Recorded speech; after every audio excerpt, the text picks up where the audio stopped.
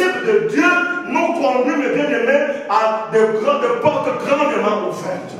Connaître les principes de Dieu, mes bien-aimés, nous met dans de bonnes dispositions pour réussir dans la vie d'un enfant de Dieu sur cette terre. Parce que nous sommes appelés à réussir et non pas à échouer. Même l'échec d'aujourd'hui peut devenir une victoire pour l'endemain. Amen. Alléluia. L'échec pour un enfant de Dieu, mes bien-aimés, ce n'est pas une option, ce n'est pas une alternative, ce n'est pas une fin en soi. Amen. C'est un moyen que Dieu peut utiliser afin que nous puissions comprendre que sans lui, tu ne peux absolument rien. Dites Amen si tu le suis. Amen. Alléluia. Amen. Ézéchias a observé. Elle a regardé. Il a regardé. Il a dit, j'ai un Dieu grand. Mais maintenant, je voudrais réussir. Je voudrais asseoir mon règne. Je voudrais vraiment que la victoire soit une réalité dans ma vie. Je ne voudrais pas que la victoire soit seulement un slogan, que ce soit seulement un mot, mais que ce soit une réalité. Si David a vaincu, pourquoi moi je ne peux pas vaincre? Alléluia. Il a commencé à étudier la parole. Il a commencé à étudier la vie de David. Et la première des choses qu'il a faites, c'est le premier point d'aujourd'hui. Parmi les 5 clés, la première des choses qu'il a faites, la Bible nous dit, il fit ce qui est droit aux yeux de l'Éternel, entièrement comme avait fait David son père. Alléluia. Amen. Comme avait fait David son père. La première des choses, mes bien-aimés, pour que tu puisses expérimenter la victoire dans la parole de Dieu, la première des choses, ce qu'il ne faut pas oublier, c'est que dans la vie chrétienne, il faut avoir un modèle. Amen. Alléluia. Amen. Avoir un modèle. Avoir une référence. Avoir quelqu'un qui peut influencer ta vie.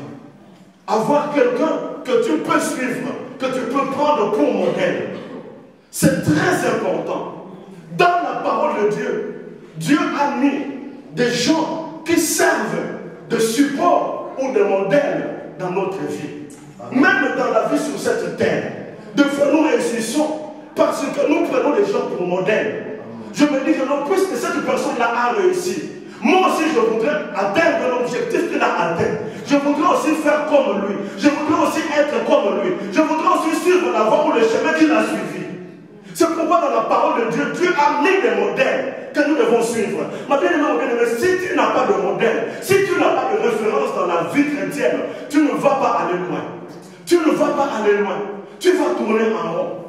Ézéchias savait que David, c'était quelqu'un qui servait l'Éternel de tout son cœur, qui aimait Dieu de tout son cœur. Et c'est ainsi que Ézéchias a dit, moi aussi je veux prendre David comme modèle. Parce que David n'était pas son père direct. Alléluia. Amen. Alléluia. Amen. Prendre quelqu'un pour modèle. Avoir des modèles.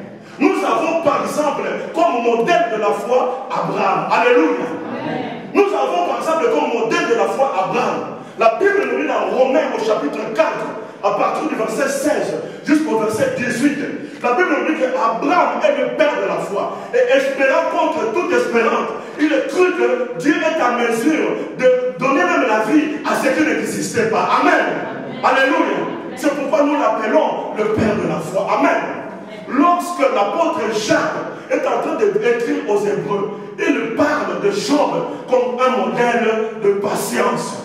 Il dit dans Jacques, au chapitre 5, à partir du verset 10 et 11, il dit, ayez pour modèle de patience les gens comme Job. Regardez comment a été la fin de sa vie. C'est ainsi que moi, pasteur Info, lorsque je suis en face à des problèmes, lorsque je suis en train de traverser la vallée de Baca, je ne veux pas, mes bien-aimés, je ne veux pas commencer à avoir peur, parce que j'ai un modèle. Je regarde Job, je regarde sa vie, je regarde comment il a commencé, comment il a traversé dans les difficultés, comment est-ce que même ses meilleurs amis l'ont trahi. C'est-à-dire que moi, pendant que je suis en passe à des épreuves, même mes amis peuvent aussi me trahir. Mais cela n'est pas une fin en soi. Comment est-ce que même sa femme a voulu qu'il puisse régner sa foi? C'est-à-dire que dans mes épreuves, même ma femme peut oublier que non, c'est le Seigneur qui est en train de me prouver. Alléluia.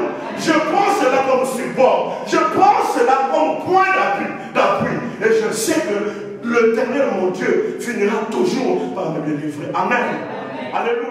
Vous avez aimé cette vidéo? Alors n'hésitez pas à cliquer sur le bouton j'aime et à vous abonner à notre chaîne. Retrouvez-nous également sur le www.mpcmode.com. À très bientôt et que Dieu vous bénisse.